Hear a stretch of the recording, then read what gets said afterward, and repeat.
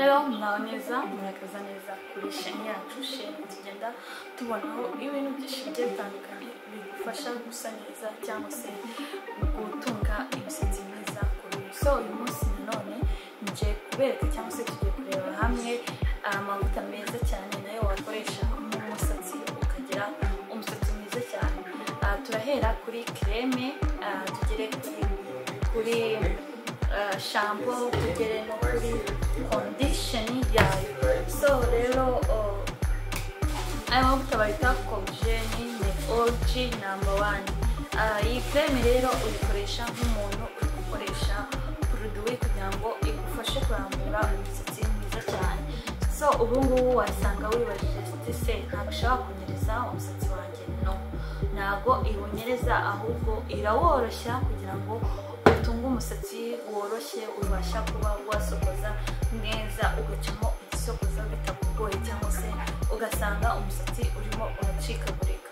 So rero iyi ni creme nziza cyane ku muntu ukeneye kuba yagarura umusatsi wiwe yarashyizemo amaproduit, wayikoresha ikagufasha kugira ngo utunge umusatsi mwiza cyane. Collagen ni nziza cyane ku bantu batungana karere, irabafasha cyane 100%. Ni ibintu byizewe rwose umusatsi wawe ukoroha ukarinda gucikagurika.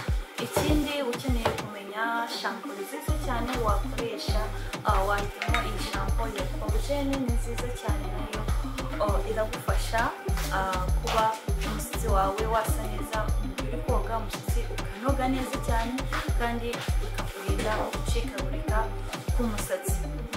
Ikindi dufitemo iyi condition nayo narabora bibabwira condition ifasha umusatsi koroha cyane, cyangwa se mu gihe uri gusokoza bikakorohera cyane. Mu gihe umaze kogamo hari ukuntu umara koga umusatsi wamara kumuka, ko amategeko ya condition abenshi dukunda kuyica bitewe n'umwanya mutoya tuba dufite sometime, ariko igihe ukoresha iyi condition uyikoresha iyo umaze koga, then umusatsi wumutse nyuma ukongera ukayisigamo neza, ukageramo umusatsi wumutse kugira ngo wumve yuko umusatsi wawe uri koroha, then ukabona kongera kuyogamo. Nyuma yo uyogamo yuko wawe wayikoresheje uko nta kintu wigeze uvangiramo.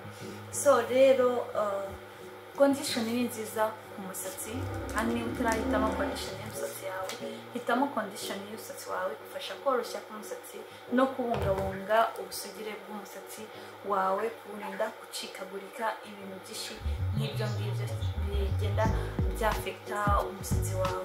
Ni ibintu byinshi bigiye bitandukanye, na oil y'aya mavuta arahari, nubwo naberetse nifuje kubereka ibintu byagufasha koroshya umusatsi, ariko n'iyi oil y'aya mavuta nayo irahari kugira ngo igufashe cyane ku musatsi wawe kugira umere neza cyane. So rero tuguhitamo original iba iri mu icupa rimeze gutya, zajya hari icupa riba ari brown atari umweru cyane nk'uko iryo cupa ntabwo riba ari original. So rero ugomba kumakinga sure yuko ari original, utoye bataguhangitse. So rero ntuzandinganye ngo hari icyo mba ntaberetse. Ni ibintu byinshi ngenda mbereka bigufasha rero kuba watunga umusatsi mwiza cyane bikakorohera. So rero koresha Collagen mu gihe nta yandi mavuta wahisemo mu byo nagiye nkwereka. Niba aka kanya aribwo ubashije kuba wamenya ko wakoresha Collagen, cyangwa se ubaye wayikunda kwikoresha, cyangwa se uyizi wabivuga muri community, ukarangira n'izina, ukarangira n'abandi bashuti kugira ngo babashe gukoresha ikintu bakizeye neza cyane. Kandi niba ari uri mushya ugiye kwikoresha, nakubwira ngo there is no matter how kuba wakoresha iyi Collagen ni nziza ku rwego rwiza cyane. So igufasha kuba yabungabunga umusatsi wawe neza cyane. Ni ibintu byinshi bigenda binyura kuri nosheni yacu bigufasha kandi ukeneye. So nkuko bibabwira hitamo icyo ubasha kubona hafi wabona cyakugeraho wakoresha, ni cyiza cyane wagikoresha kikagufasha ku musatsi wawe.